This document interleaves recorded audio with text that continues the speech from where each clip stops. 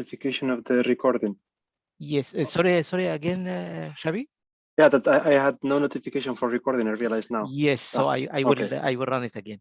So I just excuse from you that in the record that they say students, you are not students, because this video was made for students, but I upgraded to use it in our workshop because it's covers this environmental issue. And the second point, in this interview, Dave highlight 2 points. First of all, that the circular economy is something important. So we need to touch it.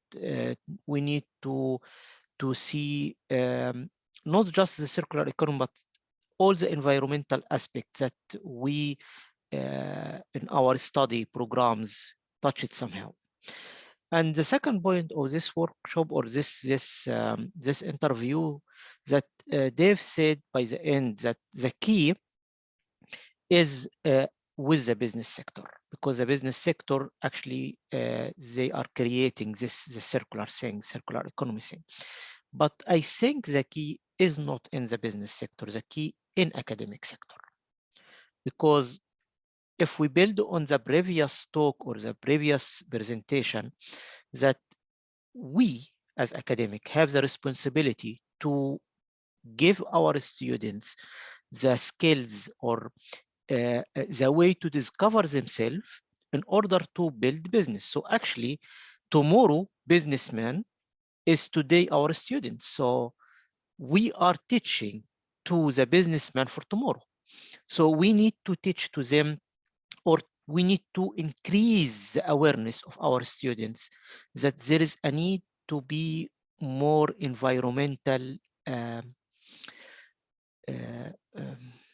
more to create work or to create business which is more positive to our environment. So this is the main message from this interview, that not only business, but also the environmental issue. So please, Melina. Yeah, I found it very interesting, and he pointed to 2 challenges to which the circular economy or the green solution would be the solution.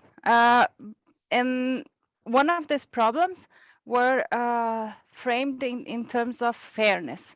So he said that well, climate change imposed expose people to unfair situations because the countries that emit more CO2 are not the ones suffering the hardest consequences of climate change. And also there is another problem of fairness in terms of time. That what this generation does right now will affect future generations. And then the solution is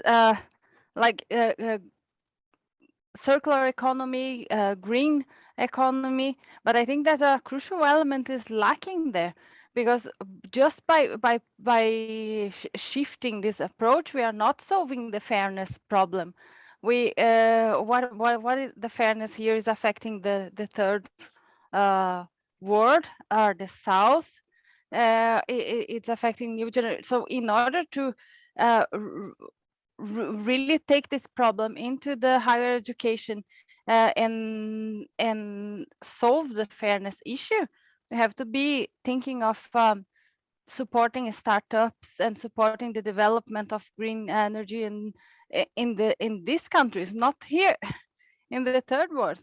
So it's shifting geographically as well, where the incentives go, like supporting international students, or maybe developing something in the South that would address the fairness problem, because otherwise it won't. Then it's only a question of the most privileged countries are getting the competitive edge again, because they have more resources to invest in the green change. Thanks a lot, Melina, for this, because this is actually the third time to watch this video. And I got the point of the fairness between the generation, but I didn't discover this fairness between the North and South, between the developed and the developing country. So thank you that you bring this, and even you also start to suggest some solutions that we here as a developed country, that we consumed a lot of resources of non-developed country, we can help by teaching their students, something like this. But maybe Sabina has a comment?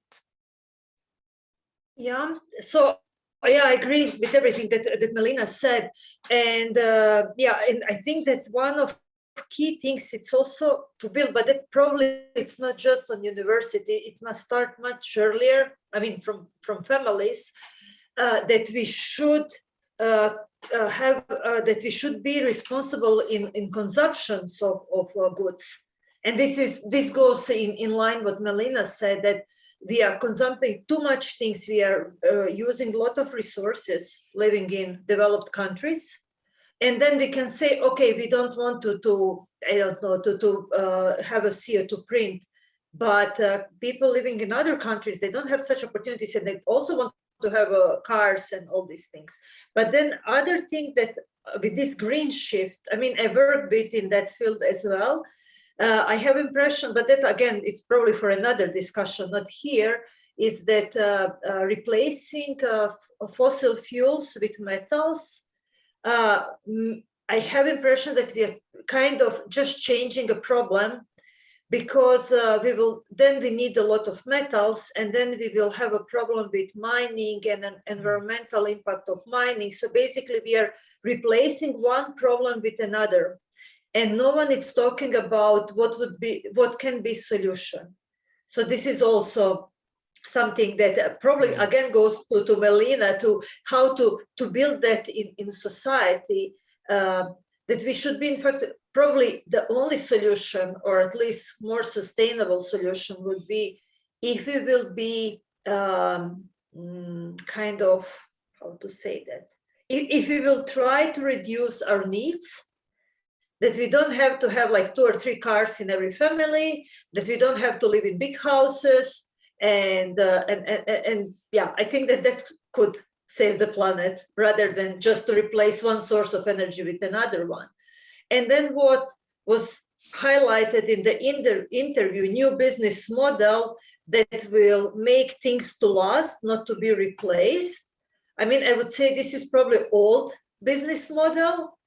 I remember family stories that the fridge that my grandmother had lasted forever. And probably if they didn't sell the house, that fridge will still be working, though it would be like, I don't know, 60 years old now.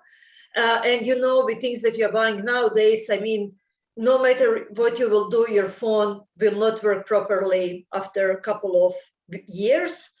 And I don't know how it's situation at other university, but I know that here in Tromsø, we are forced to replace our computers every 4th year.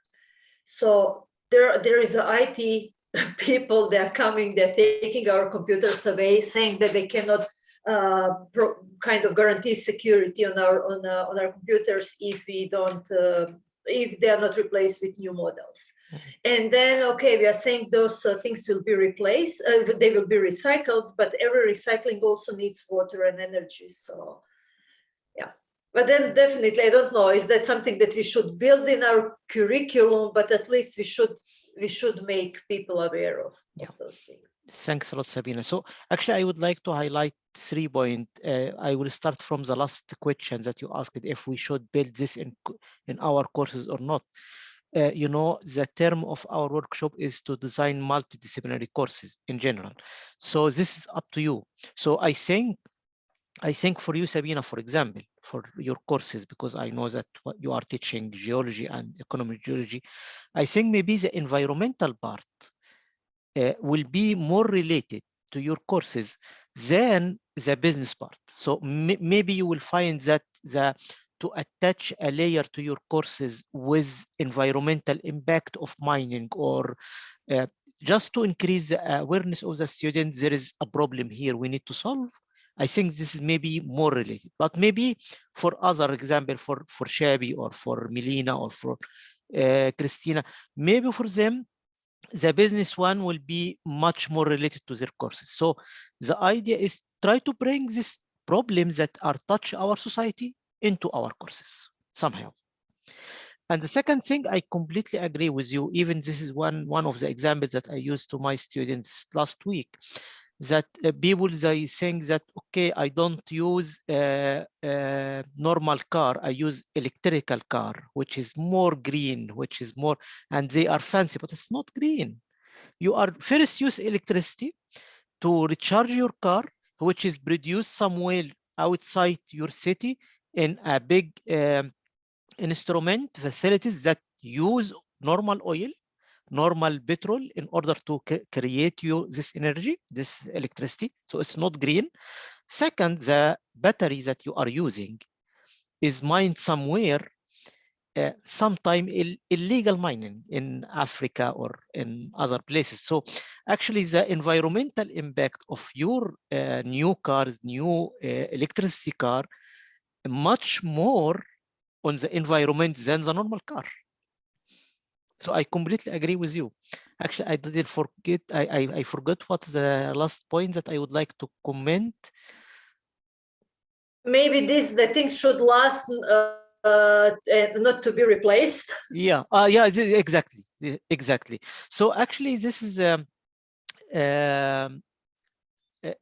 our courses with the students, we start to introduce to them this circular economy, not this term, not to last to you can keep it for long lifetime, but I hope, or I think that now the companies start to go towards that you can use your computer, for example, and once after 4 years, you can reuse the component of your computer again by yourself, or maybe not by ourselves, but our IT people. So we can deliver the computer to the IT people. They just get some component out of it, and they can build new computers out of it.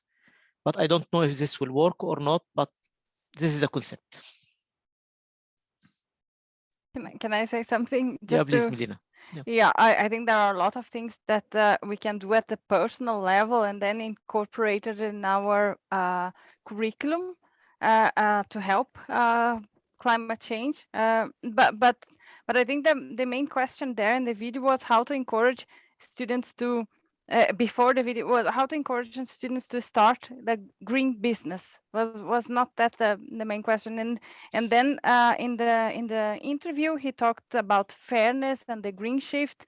And the point that the main point I wanted to make is that this problem of fairness that he presented will not be solved if if we are encouraging people, students, to start green business in countries that are already privileged, that have the resources, that have produced more CO2 emissions and suffer the least consequences. So my suggestion would be to set some of these startups in your project and tag them or exclusively to be developed in developing countries, because that would be a way to tackle the fairness problem that he is talking about. Yeah, I can just comment on this, Sabina, and come back. I would like to thank you very much, because there is some rules here about the EU that we need to accelerate companies within EU ecosystem, because it's fund from EU and we need to support EU. But I completely agree with you, and this is why I would like to excuse from all of you once we finish this interview, because I can see this discussion is very interesting. The main aim is to have this record to our website. But do you think I can get just few clips of it to our social media and to communicate it to the EIT raw material? Because I would like to bring this to EIT raw material, that the problem is not in Europe, the problem is outside Europe, because this fairness thing. So we try to support Europe, but already Europe consumed a lot of resources of other countries. So and we need to go to support them. The development or the green shift would be actually increasing the unfairness there, because then it will be again like the most privileged countries having the competitive edge due to accumulated privileges that they have, Yes. that are linked to the higher amount of emissions in the past. So it can also, if there is no possibility to reserve some of the startups for students in the developing countries, can maybe bring some students from the developing countries to run the startups in Europe and then come back to their countries and implement the ideas there. Yep. Could be a solution. Thanks, Melina. Yeah. Sorry. So Sabina and then Christina. Please, Sabina. Yeah, so yeah, I see your point, Melina, but also the fact is that resources that we are using, so we need resources, but we don't want to have mines in Europe, because not in my backyard philosophy or whatever. So also I think that one of points where EIT Raw Material want to encourage a circular economy in Europe would be that we have to have more mines in Europe. And also that we try to explain to society in Europe, okay, if you really want to have fancy electric car, then you have to take ore out of your soil, not to go to Africa and then go there for cheap cobalt that it's mined using child labor, and they really don't provide any environmental protection for the area and things like that. So I think that this discussion should go both ways. So one, to have startups and develop business in undeveloped countries, but also to bring some of these kind of dirty jobs, dirty activities also to our continent. Yeah. I mean, probably from two different reasons. Why it's fairness, and it's really not fair to have mine activities in South America, in Africa, in Asia, and then have green Europe. But another one, it's also kind of more economically driven.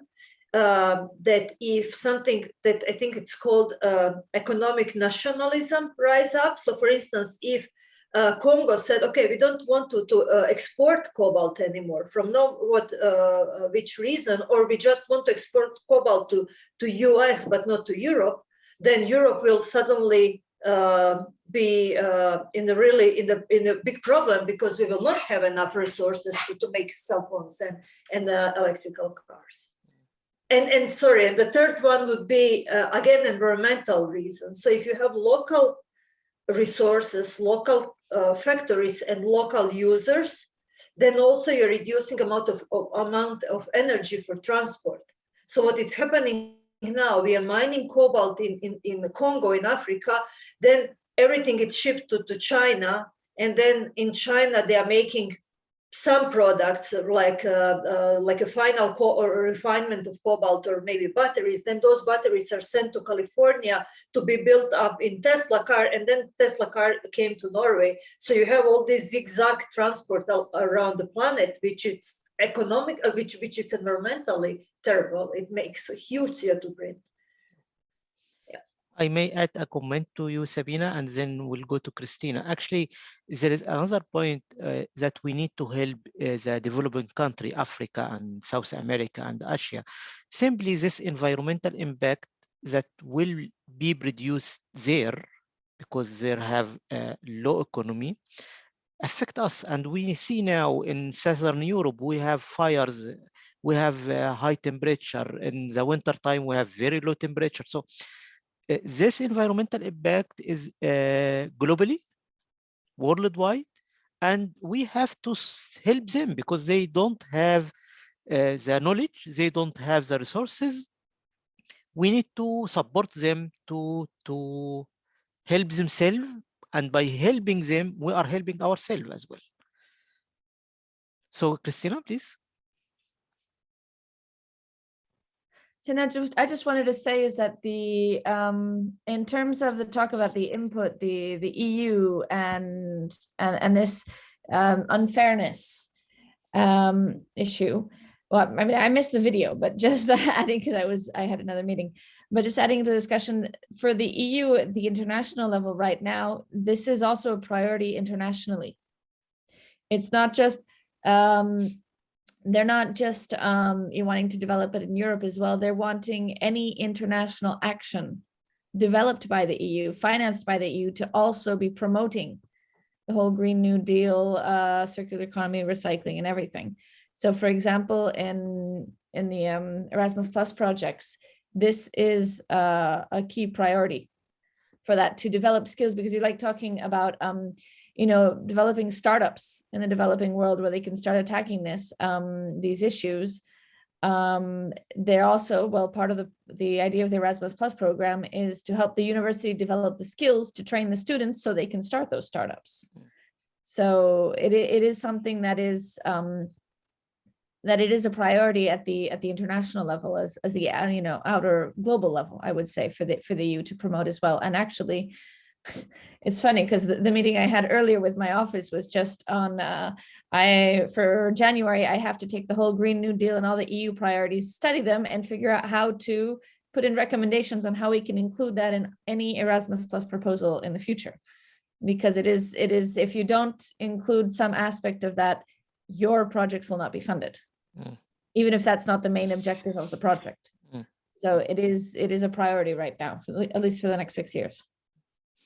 Actually, also to reflect on this point, Christina, here at the Cloud Earth Eye, our priorities that I showed, we are going for the Green Deal and this big data and so on.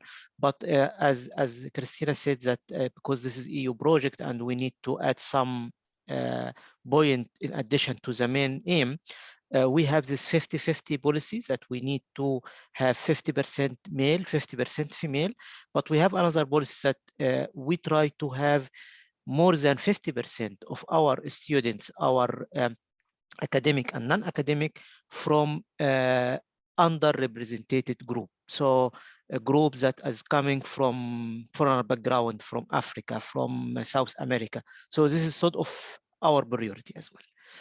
We hope we can achieve this, but if not, we try to do it. So, yep. So, any comment about this short interview? Yeah, because you was not here, Christina. I was going to say just that I hope you'll send me the link to the short interview. Yeah, actually, I was about just to make a very short summary. The main point of this interview is to highlight that we as worldwide, we have this problem with the environment, and we need to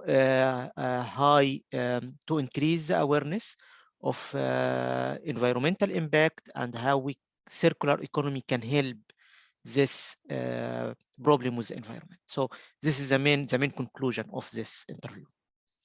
But of course, the interview itself will be sent tonight to you. So now I will start the second interview. Actually, it's not interview, it's a lecture. This guy who will give this lecture, he is an academic person. He was studying his PhD in chemistry in US. And after his finishing PhD, he started his startup. And the main aim of this interview or this lecture, he gave it to us as a live lecture for the previous course, but I recorded it in order to use it here. So the main aim is to see how the system, a university system in US, work in order to support the students. So he will present some ideas, some support that he got from the university there, and how the university supports the students. So just to see as another model and how we can use the model here in Europe, or we can develop it a bit. Yep. So again, if there is any problem with the sound, just send me a message.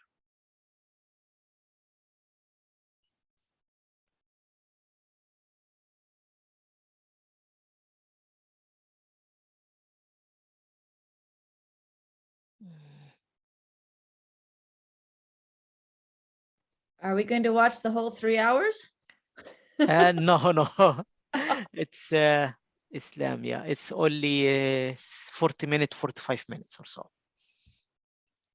But I will open it on YouTube because it's high resolution there. Thank you very much, Dr. Tamer, and thank you. Did you hear the sound well, or? It was fine. Everybody. Sorry, Chabi? No, it was fine with the sound. Okay, yep.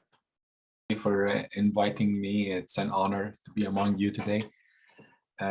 So the topic I will be covering today is from the bench to a startup. So the goal today is just to give you a snapshot about the first part's about the mindset of, you know, when you can spin off a startup, maybe with one of your students as a professor, or you yourself spin off this startup from your own research or some other topic. And in the second part, I'm going to highlight, as Dr. Tamer mentioned, you know, efforts that we have at the University of Connecticut to help faculty and help students basically move the needle in terms of entrepreneurship and commercializing their technology. And hopefully this view would connect with, you know, what could be added to course materials, or, you know, try to have something related to entrepreneurship in engineering, chemistry, biology, and all the different kind of topics that the university teaches. So as for myself, as Dr. Tamer mentioned, I have a PhD in the Department of Chemistry at the University of Connecticut from USA in 2018. And after this, I got into a program called Global Entrepreneurship Program, which is a program that prepares students and faculties to move to basically industry and spin off their startup. So I'm currently affiliated to the School of Engineering and School of Business through this program. I also started my company right after my PhD graduation in 2019. It's called Voltson. And this is it. So I would like to start with a question. Let's have it, you know, a little bit interactive in the beginning. So from the faculty that we have today, does any one of you have already a startup or have an idea that you want to commercialize from your own research? If you could say maybe in the comment section, yes or no, or maybe use the hand button to raise your hand, just to know, you know. I have my hand up. Oh, cool. Okay, so maybe I can start. I actually have a personal company, and this personal company is just 1 year old and mainly dealing with satellite data. This is amazing. Yeah, using spatial data, ArcGIS, and these things. Amazing, Dr. Tamer. Thank you very much. But I am sure maybe other as well. I will put my down hand. Okay, so maybe other has something to contribute. Sure. So the idea is just to get an idea about, you know, if we have faculty already having startups or not, but that's perfect. So maybe you will think of an idea you want to commercialize, or you will have a student who want to spin off a startup from your own research, from your research lab, and they want to commercialize this idea. So the question would be, let me try to move the slides. Yes. So if someone want to take a decision to spin off an idea, first I would like to make like a kind of an interactive job offering. So think of it as you have this idea you want to commercialize, but someone came to you and offered you $100,000 for a job. Leave your idea, get this $100,000 job. It could be a professorship in the university that you aspire to be in current university. Just leave your idea, leave your startup idea, and just come and work for this job for $100,000 a year. So by raise of hand, who would be willing to take this offer and drop off the startup and the idea? And yeah, let's be honest, it's just for fun. Anyone can raise his hand, want to accept my offer, $100,000, and abandon your idea? Okay, now we have, oh yeah, it depends on the job. It's the job that you want, the job of your dream. It could be a professor that you are looking for a professorship in a different university or the same university, but this is the money amount that you would be willing to, for the job that you want, but not the startup idea. Any hands? Okay, that's perfect. We have one hand here. That's very good. Who? So, yeah, it looks like we have an offer already. So Okay. what if the offer changed actually? The offer become $180,000 to leave your idea and come work for this organization. Islam, I think most probably I will leave the idea from the first offer. Yeah, it's very exciting. Yeah, if you accepted the first or second offer, then you came to get the third offer. So this is the third and last offer. It's a 250K, and you leave your idea, and finally you come to work for the organization. So the idea I'm trying to make here is, in fact, working on your idea or having a startup, it involves a lot of risk. So you're risking. So I'm now talking about the mindset of spinning off a startup. If your student want to spin off a startup from your lab, you can ask him these questions, because starting a company involves a lot of risk. It involves a lot of work. You have to build a product, you have to refine your product, and then go to market, and then see if how things will play out. So actually accepting an offer is not a bad thing at all. It could be a good thing that we have a stable job that could provide the salary we want to live with. However, the reasons people want to start a company, as for the mindset part, some people say, yeah, I want to start a company because I want to be my own boss. Some people say, I want to have flexibility. I don't need to work from 9 to 5. Some people say, I want to start a company because I want to make a lot of money. And seemingly, though, these seem to be true, but reality is they are not. So after starting a company, I realized that I am not my own boss. My investor has a saying in what I do, and my customers, I have a commitment to them. So I have some kind of a boss in some sense. And working 9 to 5, I work more than that, because companies need a lot of work to push the needle forward. And to make a lot of money, this is only when the startup is successful. But reality is 90% of startups fail. So to make a lot of money is not actually even a good thing as a motivation to start a company. Reality is, starting a company would make sense if you want to make a positive impact, a product that wouldn't be existing if you didn't pursue it, at least for a while. So you're trying to come up with a different product or different service than what's currently available. Hopefully this will have positive impact on the people. And this is kind of a nice mindset to have, one of many, that, when you struggle through the company, starting the company, then this is something that will allow the person to keep working on it. But how would I start a company? How would I think about starting a company? So this is the mindset piece. There's a book called Start With Why for Simon Sinek, and he basically says that most people move from what to how, and then they come to the why at the end. And what he means by this is, if you ask any company what they do, they will tell you what product or service they offer. If you ask them how they do it, they will say, or how do they do it? And they will say to you, well, we do this, we have this product line, we have this patent pending process, this is how we do it. And when you ask them why you do it, and this is where you will get all kinds of answers. And some people don't even know why they do what they do. And when you want to start a company, you should start from the why part. Why I want to start this company, and what kind of positive impact it's going to have, and how it will change people's lives. So when you start with the why, understanding exactly the motivation, now you will come to the how part, and then you come to the what part. It's like when you do material science research, you do some, I did that myself. You do some kind of experiments, you get a new material, which is the what. How did you do it? I put this and this, and I get this material. But why you do it? I said, oh, I don't know actually why I did that. Let's try find nice application to write a nice paper about it. However, the other approach is, how about to say, this is a problem I want to solve, and this is my why. I'm trying to solve this problem in the society, in the research, whatever. Okay, now how I can tackle this problem? It will become a little bit clear what are the approaches I can take, and finally, what should I do?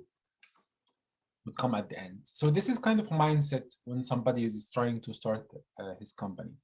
So there's a nice saying for Steve Jobs. He said, ideas are worth nothing unless executed. So execution is worth millions. So basically, all of us have good ideas. Even my 9-year-old son, he got very good idea. But when I ask him about making execution for his idea to turn it into a business, it's difficult.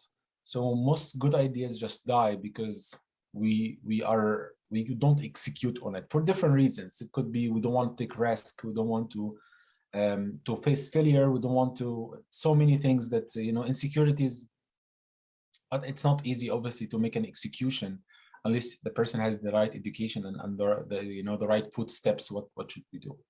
So now, how would I execute on my idea then? If I have an idea, I want to execute on it. What are the steps?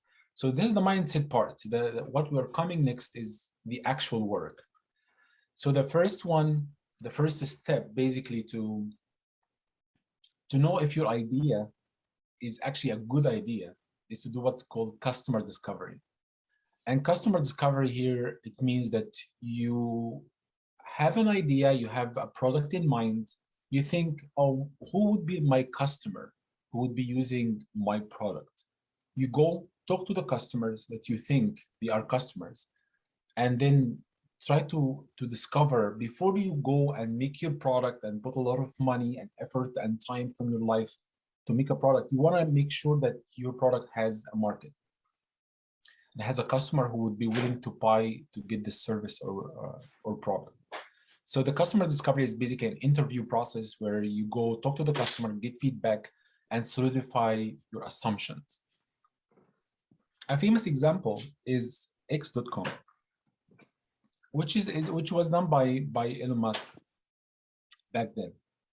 And they offered a lot of financial services online in the time that it was not actually existing, like eBay or such thing, or PayPal or transfer money online. But they were offering many kinds of services, financial services. And the feedback they got from the customers in the early days, they are not interested in all of them, except the money transfer part from one person to the other. They shut down most of the services. They focus on the service that have a customer, and then they build their product, which lately become PayPal. So by customer discovery is actually, you are solidifying that what you have is a legit product. So talking about how our university tackle this, we have a program that is specific only for customer discovery. They give a small amount of money, $3,000, for each team. So basically they do it 3 times a year.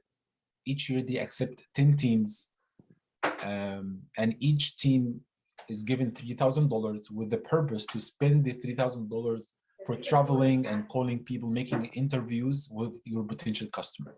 They help you as sort of an incubator where they get the 10 team, they train them, they teach them how to do the interviews, how to solidify their ideas.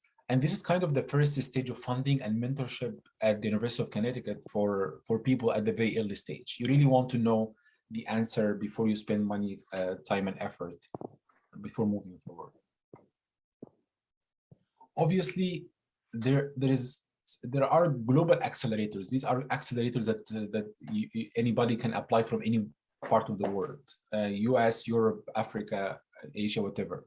So one of the most common accelerator, or most famous accelerator, is called Massive Challenge, which give you up to a $1 million in funding. And there's another one called Y Combinator, which give $150,000 for 7%. They are 2 different organizations. The Massive Challenge does not take any money from you. You and your student or you yourself could apply for Massive Challenge and give them your idea. pitch to them your idea that you have, and if they want it, they can invest in you for no equity. So basically, they don't take any percentage from your company or your ownership. However, Y Combinator, they ask you, you should have a company, and they ask for 7% for 150K. And they also give you mentorship to move your idea forward. So what you really learn from the first part is how to build your business model, which is what you get from something like Accelerate UConn, the $3,000 they give you. You, at the end of the program, which is for 8 weeks, you meet 3 hours a week. You basically build your business model. You fill in these gaps. By the end, you should know what's your value proposition. Value proposition, which means what's the thing in your product that differentiates it from any other product or service in the market. You know your customer. What's your customer segment? For example, I have a product that was kind of a pacemaker that takes energy from the human body to power the pacemaker. So basically, I get rid of the battery and put this implantable device in for life without it changing. This was my idea in the beginning.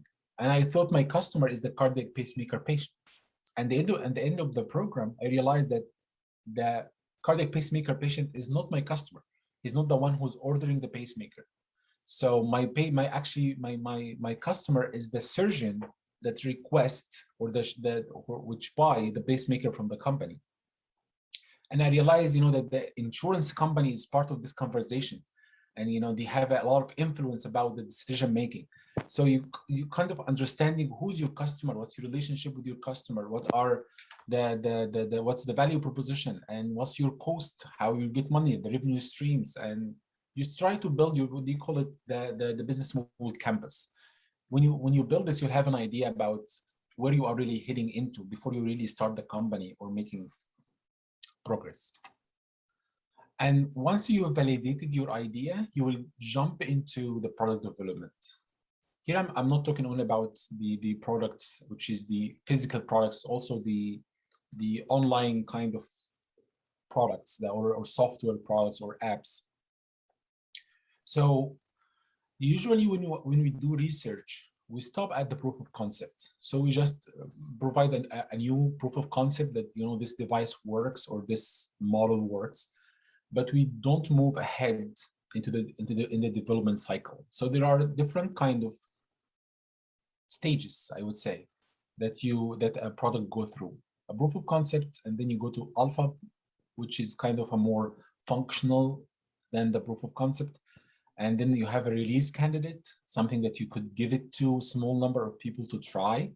And then you have a minimal viable product, which is a product that you could actually sell to the people. It's minimal because it's the minimum that a product could be. Obviously, if you look at the difference between a proof of concept and the MVP, or the minimum viable product, the proof of concept, it's something you cannot sell to anyone. It's just to show maybe investor that this works, and I could develop this further. And when you go to the MVP and the beta stage, these are things that you can sell. It looks professional, it works every time. You could get feedback from the customer, and you really don't want to rush going to the market with something that's not ready yet, because this could kill the company completely and have a very bad reviews and about the company. So eventually, when you go to the beta, which is the product you want to sell, this is not the end. You measure the feedback, you learn from it, you react by making changes, and then eventually you show your product is actually working, and you have a growth, growth revenue coming from selling your product or service. Obviously, if you are in the medical field, you have an extra layer of complexity, which comes from the approval from the government. In the US, it's the FDA. So, you have different kind of medical devices that have different paths to get FDA from, which is something you can do before, you must do, I would say, before you go to the market. So it's not as simple as just moving proof of concept, MVP, beta, and then go to market. Well, you have the beta, and before you go to market, you have to get FDA approval on this beta. So for example, if you're working on diagnostics, I will go a bit faster over this part of the talk because it's mainly related to business. But I will come, so you can get this part at a later time. But I would like to just 200, I think 1.2 million for stage 2, basically to move the needle forward in terms of the product development cycle we just discussed. In terms of the university level, we have different kind of fundings that once the university see that you did your customer discovery, then they make you jump into different programs to help you with the different things. So there's a program called Innovation Quest, which gives $15,000, which is an incubation for around 2 months. There's another program called Summer Fellowship, which accepts people who just validated their idea. They give them $15,000 as well, and 3 months of training. They teach them how to start a company, the legal work. They have a lawyer. They have mentors who have done it before and basically help each team individually to make progress in their venture. There is non-dilutive grants that does not include mentorship. We have a program called Third Bridge Grant, which gives you $30,000, up to 50 actually, and there is a program called CT Biopipeline, which give also $30,000 for biomedical innovations. And we have a program called CT Innovation, would give up to $100,000 in funding for teams to pursue their venture. So these are non-dilutive funding. So this is the approach we are using at Voltson. The company started in 2019, and these are my co-founders. So basically, you have an energy harvesting technology. It's called triboelectric nanogenerator, which can harvest mechanical energy very efficiently. So we got these fundings. I showed you in the previous slide. We built our product line, and we are in conversations now with autonomous electric vehicle giant company and a smart building, another company for smart buildings. They want to integrate our product into their final product, basically. So in this case, they call it B2B or business to business kind of company, which us at the moment. There is B2C, which is business to customer, which you sell directly to the customer, like Apple or any other company. And there is other companies called C2C, customer to customer, where you are just a small, customer that you're just selling directly to another customer, maybe through Amazon or through something else. But in our case, it's a B2B kind of business at the moment. The approach we're taking in the company is called bootstrapping approach. Bootstrapping means we don't want really to raise fund and dilute our shares. We want to organically build our company, start generating revenue from what the other companies are going to pay us for our product, and then build the company vertically this way. And this is actually the approach very safe for professors. You guys can have your grant funding, you develop your product inside the lab as R&D, the research and development, and when it's ready, when it reaches to MVP or minimal viable product, you can spin off a startup and maybe in 6 months or a year start selling your product and generate revenue without diluting the founder's shares. However, there's another approach which most company takes, is called dilutive funding approach, where you raise funding basically. So you have different kind of investors for different stages. This is the first stage called pre-seed, where you raise from 10K to $1 million. Series A up to 10 million, Series B up to 25 million, Series C is 50 million or more.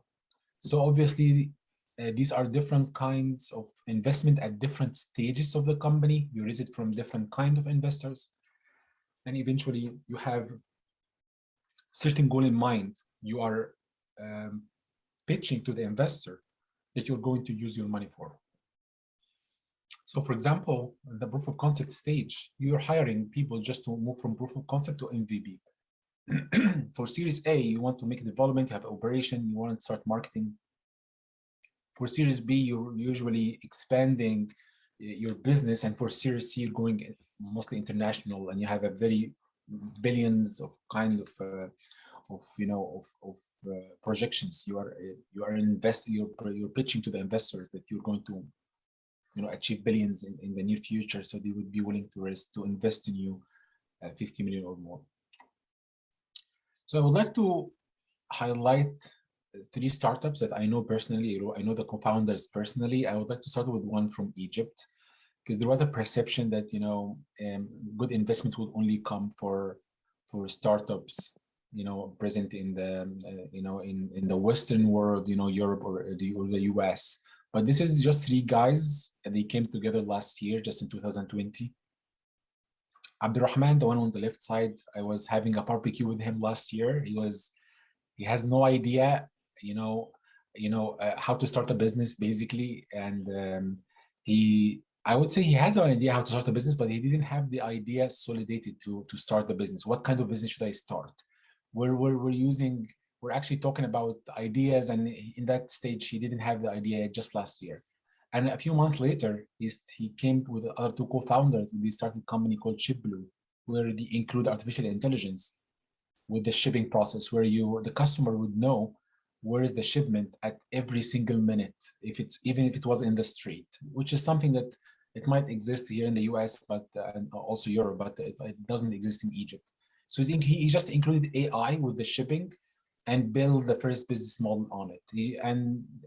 I think just very recently, like October 31, they raised 2.4 million for their company Shipblue. The second company is for a friend of mine. His name is Maher Al-Qadi. He's in UCLA. He raised $64 million just 3 weeks ago. And Maher has a company called Nanotech Energy, which basically commercializes graphene-based products. They did a lot of work in graphene materials, and he used the graphene as a starting point. They started selling graphene inks, graphene solutions, graphene powder, and then they started building on graphene to make the graphene battery. And with the goal is, to use the battery for electric vehicles. So he started the company in 2014, and slowly, I could see him, grow from just a startup with 2-3 people to a startup now that has a lot of people working for it, and just raised $64 million for a $50 million evaluation. The last startup is called Biolink. And I know Josha, one of the co-founders, and he just announced it yesterday that they raised $100 million for their sensor. Basically, they invented in the research lab what they call the micro needle. It's a very small needle that you could put it on the skin. You can press it on the skin, you will not feel anything, and in the same time, it could deliver vaccine or treatment, and also could collect some blood samples to make diagnostics. So what he does is he used this micro needle to build the first product, which is continuous glucose monitoring. It's something that can be implanted under the skin and make a continuous monitoring of glucose for people who have diabetes. Even though there are market players still selling this product now, is doing it in a different way, which is this painful way. And this is why there's so much interest, and here is $100 million just yesterday at the end of their press release. So for this, I will conclude my presentation, and thank you very much for listening. I hope I could give you a flavor of the experience we have at the University of Connecticut of how they fund ideas and how the mindset of starting a new company. Thank you very much. Yep. So I think this is our last interview or last part. Here I would like to highlight 3 points before we start our discussion. First of all, he highlight at some stage, at an early stage of his presentation, that the point that we was discussing before the break, the lunch break, that if you would like to build a new business, you need to be a sort of innovation business. So this is This is a concept that was discussing innovation and the regular business. So anyone can build a regular business, but in order to make an innovation business, you need to think very well. And the second point that he highlighted that why.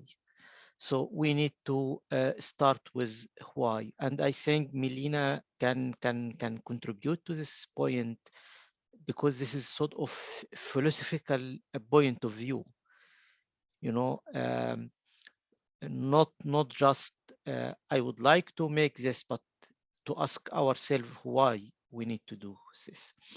And the last or the main point that he highlighted is the model itself that is used in his university, that his university are putting some money, 3,000 euros. So actually they are mapping students, and they asking students who are would like to start their business, and they get the feedback from the students, and then they give them $3,000 for each group. And this $3,000 mainly to map the customer. And after that, if they succeeded to map the customers, the people or the group that will return back after this few months with a good customer, good plan, they get some support from the university up to, I think, $30,000. They work at the university provides them with offices. And after 1 year or 2 years, they go to the evaluation. And after this evaluation, if it's positive evaluation, the university start to connect them to real accelerators in order to put real money in their companies, and then their companies start to start up. So this is the 3 main points that, or 3 main message that I got from this interview. Actually, there is one message more that we was discussing just before our last interview, when Melina said that we need to get students from outside to Europe and train them. And he gave an example that there is one company, one startup in Egypt, which is a low-income country, with 2.4 million in few months. So this means that we can train people from outside Europe, and they can return back to their country, start their business, or they start their work there, and they can be benefit for themselves or society there. And by return, we will get benefit as well here in Europe. So this is the 3 or 4 points that was highlighted. I don't know if you get something more different. Would you like to discuss something, or?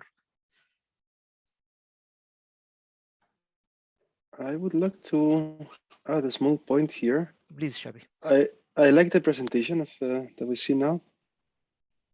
If there is such an infrastructure that works so well to establish businesses and to establish innovation, I would like to have a talk of the people that tried and did not make the 2.4 million in a few months, and say and compare, because the problem is that when we only see the ones that make it, we're actually missing the most important lesson. That's the ones that don't make it. Didn't you make it because you were going for parties, you know, saying this is a representation dinner, and you forget about developing a product? Or is it actually that your product wasn't good? Is it that the product wasn't properly marketed? And those things, they can be done in a kind of autopsy of it. And if we have a list of businesses that have tried and have gotten X amount of money, I would love to hear the ones that failed. Because the ones that succeed, they have this bottom line of survivorship bias. And the person that wins the lottery will tell you, I just got a mortgage, extra mortgage to buy more lottery, and I won it. That was my dream, and I followed it. And everyone would see that this is not right. So that my comment is that I would love to see a failure story. Actually, this is a very good comment, Shabi, because what we presented today is success story. And we know that when accelerators start to support a startup, most probably only 10% of them, or maybe less than 10%, succeeded and 90% fail. And what we are hearing just the success stories, but what's about the fail? We can't learn just from success. We need to see the weak point in the system in order to learn from these weeks. Yeah, I completely agree with you. So maybe we can find a way with our partner to map some. Actually, there is one interview. I will put the link in during the. Once I will share it tonight with you. There is one interview. I think Sabina is aware of this guy. His name is Sakalima. He create a company. I don't know the name of the company, but he created a company in 2017, 2016, and the company failed. And then in 2019 or 2020, something like that, 1 year or 2 years after, he created another company called Metamorphic AS. And he, during his interview, so I will post this interview to you. During the first half of his interview, he reflect on the fail that he did. And the main conclusion of his fail, but of course, this is only one example, but maybe there is several examples, and the reason of the fail is just different. But his fail because he didn't get enough skills in his team. See, I didn't remember exactly what his company was, but his business need several skills, several people with him, and he get only some of them, not all of them. And he succeeded to build business model. He succeeded to make very nice things, but he discovered after 2 years, after he spent a lot of money, I think he said that 100,000 euro, something like this. He figured out he can't move because he missing people in his team that can bring the business model into life. So I will share with you this this interview. Yes, but I completely agree with you. Maybe other interviews with people who are already failed to establish their business is good for us to learn. Yeah. So I don't know if any has any other comment on that. I have a second comment. Yeah, please. Which I think hearing all these talks, it kind of makes me feel that I should start a company. Yep. Like forget about science. Let's get into the business part. Yeah, as I told you, Shabi, that there is sort of movement in Europe, or they try to, because I think for my point of view that in academia, we have the skills to do so. We, as we discussed early morning, that all of us are thinking innovation. We all of us thinking out of the box, but our thinking just stopped at the point that you are writing this thinking in a paper and you publish it, and that's all. So maybe you have the energy, you have the positive attitude to produce the beta version of your thinking.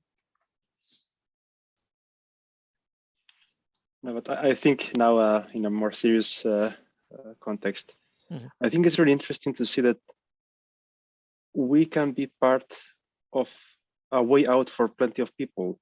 Because now, see, I would like to make a company, close a university, stop fighting with administration, and be my own monster. Because in the end, everyone has to fight with something. But in reality, I think this is showing that when we talk to students, when we talk to coworkers or people that are doubting the future, we need to remember there is something else than just academia. That the end of a master is not a PhD, and then a postdoc, and then you try another postdoc until you get the first amanuensis, and then you get into a professor, and hopefully a professor to someone else, because it's fun to have 2 positions somewhere else. That there is a need for innovation, and that there is a need, and that's what you're doing now in Cloud Earth Eye, to have an arena where we can say we need innovation here. Innovation doesn't have to be a crazy horse that it's impossible to handle. It can be, we need innovation. This company needs innovation in this field. we're open for suggestions here. Mm. And I think that yeah, this is an interesting step in that direction. So yeah, I think it was quite motivating in that sense. Yeah, this is good. This is good, Chabi, that you think that this is sort of good positive motivation. So the message is start to be delivered, at least for you. And the second part of this presentation or this interview was mainly to present you this model. So actually, I was in a meeting last Friday with the innovation unit at UIT, and I have present part of this idea, and they asked me to write the idea in paper, and then I will discuss with them if there is possibility to do the same mechanism, like the university here can give some money just to some students, some group who can map their customer, and then they can support them after with a little bit money, and then put them in acceleration program. I'm not sure if we can do that or not, but at least we try to get the model in. Please, Melina. The Research Council has started with a program. I don't know if you have seen, like I said, is directed to students, and the purpose is to accelerate the entrance to the work market and decrease the distance between higher education and the work life. So I think the Norwegian Research Council gives like 1 million per student. The call has just opened. Yep. I can post a link. Yeah, please do it, because actually this was brought last Friday on this meeting, that the Norwegian Research Council start just a program like this. Yeah. So if you can put this link to us as well, I can bring this link to our students from Norway in order to explore this opportunity. Yeah, great. So now if there is no comment, we can start the last part of our workshop today, which will be about what is the next step during the coming 2-3 weeks. So the next step of during the coming 3-2 weeks, this is actually 20 hour. And the main idea is try to bring idea of course, project, teaching activity, just idea that cover this multidisciplinary approach.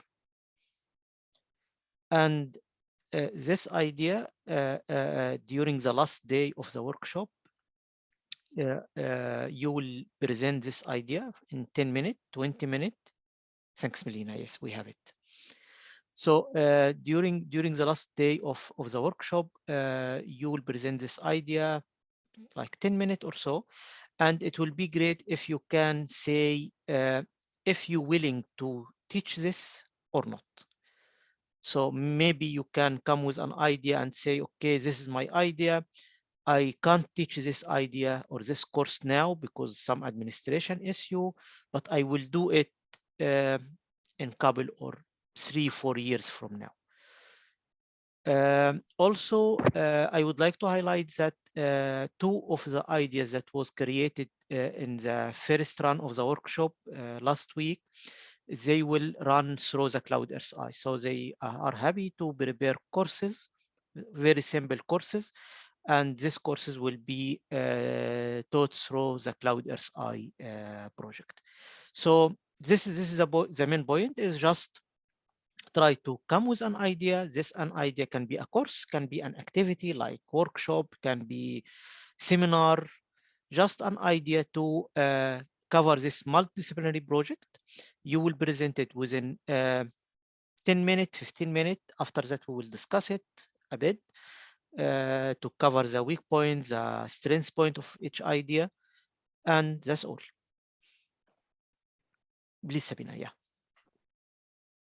Yeah, I have some practical questions. So, but you basically answered some already of them. So it doesn't have to be kind of independent course. So we shouldn't be worried about ETS credits, right?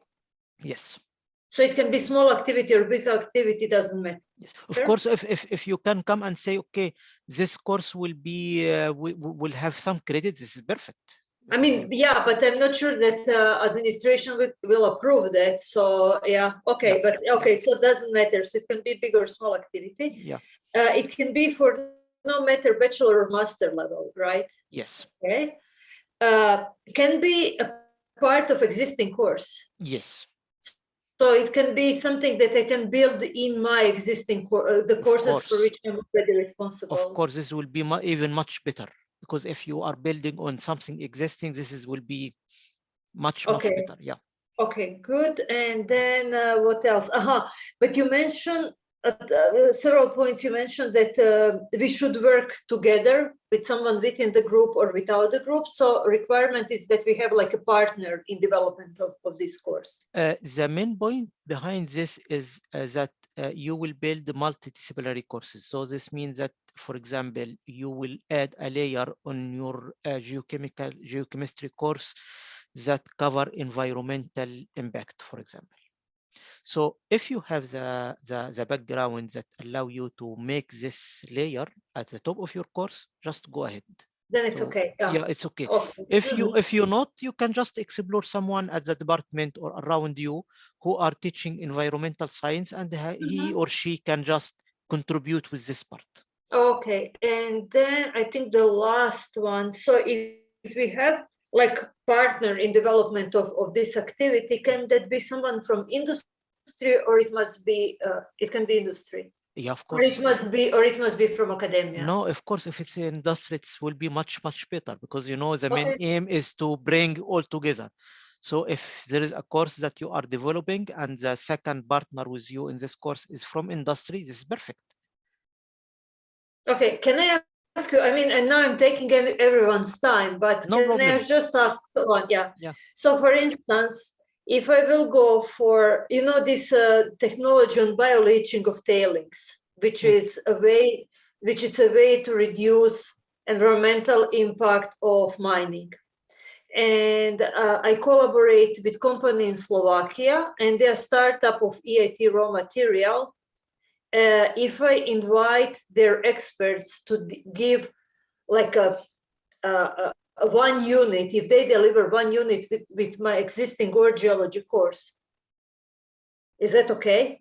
I mean, yeah, okay. Yeah, I think then it's we have you know a biological component in hard rock geology, and we have startup company which it's industry, and they are already funded through EIT raw materials. So I think that you have kind of all clicks. Yeah, I think it's okay. I think this is fine.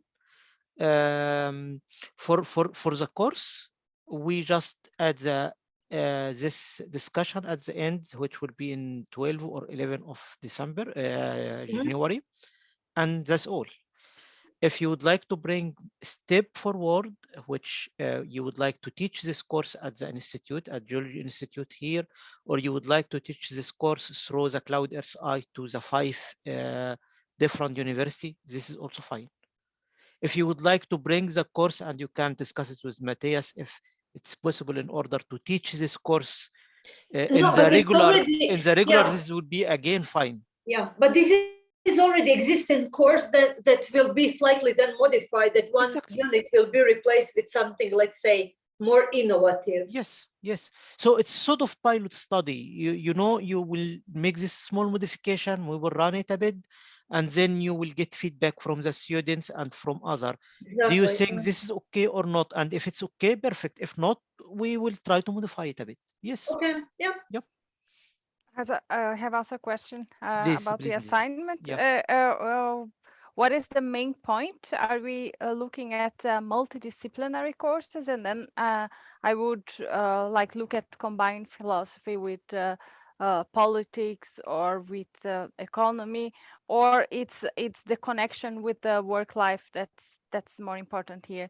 And if it is the latter, that's the connection between higher education and work life, then can I use write a reflection on a course on applied ethics that I taught last year, where I tried to introduce this component to reduce the distance between philosophy and work life through applied ethics. Both is okay. So the ideal is to bring another disciplinary to your course. This is the ideal thing. But I will give you an example.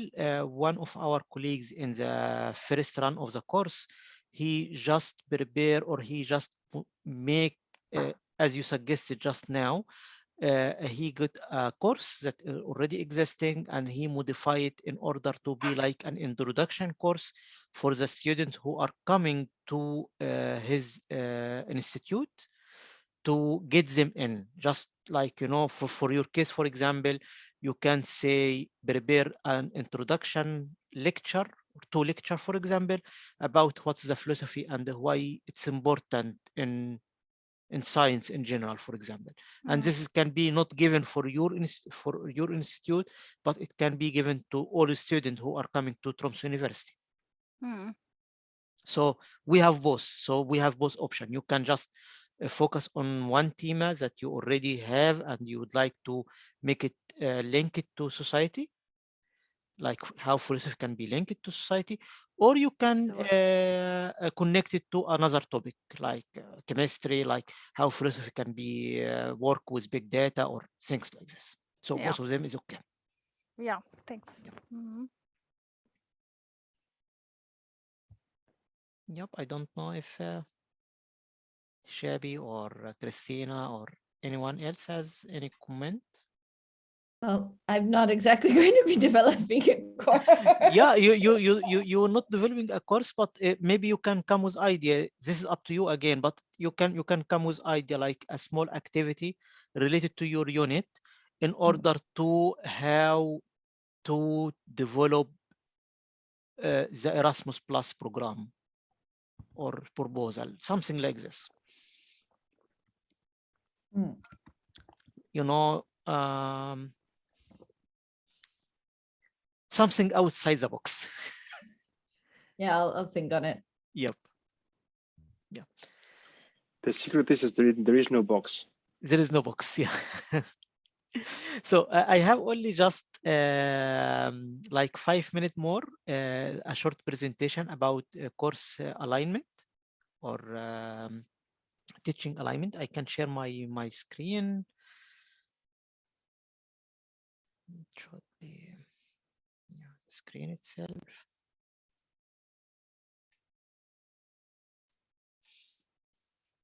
This is just as a start, because I suppose that you will start the thinking about the course. So this is a constructive alignment of a course. So actually the constructive alignment of the course, we already discussed it today morning, that we need 3 components. The first component is the main question, why we are teaching this course to the students, what is the knowledge that we need to transfer it to the students. And the second component is how we can teach this component to the students. And the third component is how we can measure the learning outcome of the students. So if you can see here in this circle, actually we have here 4 components, because we have one component more, which is where are my students now. So so normally in my courses, when I start a course, I will start by sort of one lecture about previous knowledge of the students, try to ask them, brainstorm them, what you studied before, what's your knowledge in. I am teaching, for example, geochemistry and petrology at some stage on my career. So I started, for example, to ask the students, what mineral normally you can find in igneous rock, what mineral you can find in metamorphic rocks, for example. For example, for Shabby, maybe you can start asking what is the difference between data and information. Just a lecture or just some question to map the knowledge that the students already have. And second thing, what I want my student to learn. This is the objective of my course. After that, how I will teach to the students. And the last question, how I can measure the students' outcome. So this is just a background slide about the environment of teaching. So actually we have a teacher, we have teaching methods, we have subject, we have learning environment. We need to have good learning environment for the students.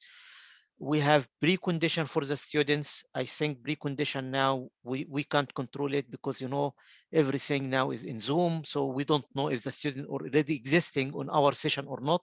Maybe they just switch on the computer and they are go outside, don't attend our lecture. And after that, we have this assessment and measuring outcome. And the last important point that included in this process is the funding. So the learning process is costs a lot of money, and if the courses is already supported by an institute or not. So for example, the course that you will create, it will be very nice course, but I don't know if the university can support it or not. Maybe the university can support it, so it will be just content, objective methods, and that's all. No one will use it. So the funding availability of any course or any teaching activity is an important thing in the process.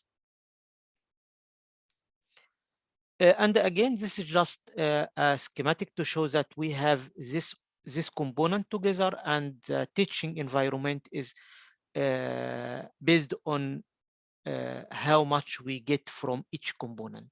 So as we can get the maximum value that we can get from each component will increase the quality of the teaching. So now we will go to this constructive alignment, and this is a famous diagram of the constructive alignment. We start here at the top, which is learning outcome. So what we need from the student to learn.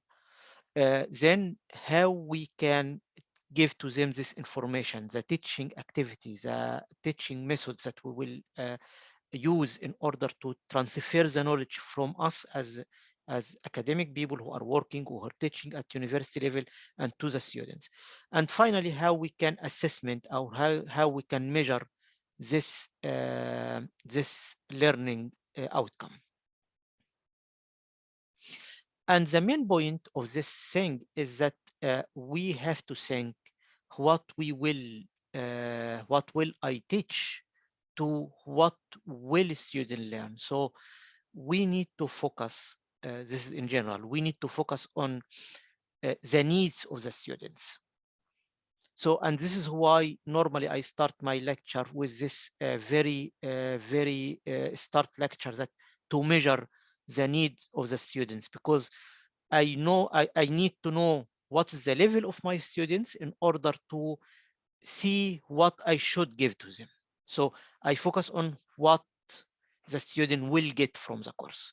So for example, if you are designing course in philosophy, so the main message will be, I would like to make the students more attracted to the philosophy. They can understand what they can get from the philosophy to study the philosophy. If you are teaching big data or be teaching things related to IT, for example, you need to, okay, what is the skill that I would like the student will get from this course? Again, so the outcome is what the student will be able to do or know or value that the end will get at the end. Assessment, like how the student will demonstrate and show evidence on what they have learned. And the teaching method, what about the activity that allow this knowledge transfer from the professors to the students. And this is a simple example about a course that I am working now on it about big data. So in this course, actually, we have two parts, and each part it's included in different color. There is, sorry, there is one part mainly about knowledge, like what is the data, what is the big data, things like this. So the outcome that the student will get is just knowledge. Is just knowledge. And the second part of the outcome that the student will get, the experience of using this knowledge, how they can program, how they can write codes with different language in order to analyze big data. So this is the two main objective: knowledge to be transferred and skills. For the method that I will use for the knowledge transfer, mainly about teamwork. So students will sit together, try to give them some concept, they discuss it together, they come with some ideas to prove that they got the knowledge. And then we have the second part about how the skills, how they can write programs, how they can analyze big data. And this is mainly like homework. So they can have like homework, they sit at home, they try to figure out how to solve the problem. For the assessment part, for the knowledge, written exam is enough. So if we ask them some question to examine the knowledge that they got, this is enough to say that, yeah, they already achieved at a level that that we need. And for the second part, which is the skills, we need to measure this based on a continuous assessment. So each week we will see the students how they are working, if they have any problem, if they succeeded to solve the homework that we gave it to them 1 week early or so. So this is a way of that how I, for example, think about the course that I designing now. So of course this will be different from one to one, from topic to topic. So I will stop the share. But this is the basic idea of the constructive alignment. So just to start with the knowledge that I would like to transfer, how I will transfer it, and finally how to measure it, how I can be sure that the students get the knowledge. Yep, and that's all from my side. I don't know if you have any question, just to clarify this part, or any question related to the workshop or.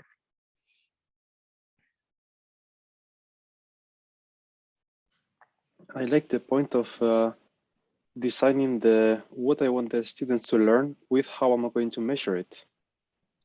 It's something I've seen so many times that it's disconnected. Yes. That you wanted to learn something, and then you teach something that it's either too hard to follow, or it has so many possible outcomes that yes. you may not be assessing the real. Like you have been teaching something that you thought you were teaching. It's not the same. Exactly. And maybe Chabi, you are clear in this point. We can use you as an example in this. If you are teaching, for example, programming to students, because Chabi is has good background in IT. So if you are teaching programming to the students, how you can examine them? So by the end of the year, can you give them just some question mark or some questions like classical question? I don't think this will work. You need to give them like task, a homework. Yeah, you have this problem, try to program it. Try to write a code in order to solve this problem. And if they succeeded, they can take it one day, 2 days until they solve it. And then if they succeed, they pass. If not, this means there is a problem. Yeah, in the teaching I've been involved, the goal is always to make them understand, not to make them get some data in their head, just numbers or dates, or yes, it's more to understand. And there is not a really wrong answer. There can be a more right answer than others. Yep. But if you have the right reasoning and you get to the wrong conclusion, still you have the right reasoning, so that counts. So actually, this is highlighted today morning by Christina. I think, Christina, you highlight this point, that when you are examining students or asking students most probably the answer when we think about this innovation things, all the answer is correct. Because all the students, they are thinking outside the box. So all the answers should be correct. That's when you're wanting to evaluate their methodology. Yes. There are some evaluations that do have a correct or a wrong answer. Yeah.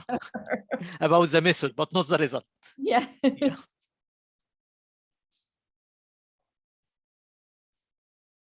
Yep. So if we don't have any question from you, we don't have any problem from you. So what I will do now, I have another some meetings, but today evening I will upload all the session, the record of today. I will share with you now, and I will share with you later this teaching for future 2. Yep.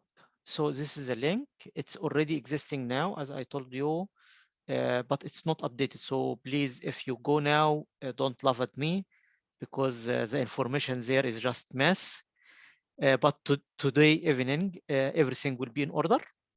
So you will go there, you will find the different presentation, only one presentation, the one that about the constructive alignment, different interview. And then I am available from now until the 3rd day of the workshop. If there is any question, anything, just drop me an email. We can have like organize short meeting or so if there is something not so clear for you. If everything is clear, everything is ready, we'll see each other sometime in the new year. Thank you. I think so, but yep, we can write. Yep. Thank you. Thanks, Ethan. Yep. Thank you so much. So thank you. Thanks, Melina. Bye. Thanks, Sabina. Bye bye. Thanks, Shabi. Thank you. Yeah. Bye bye. Bye. Bye bye.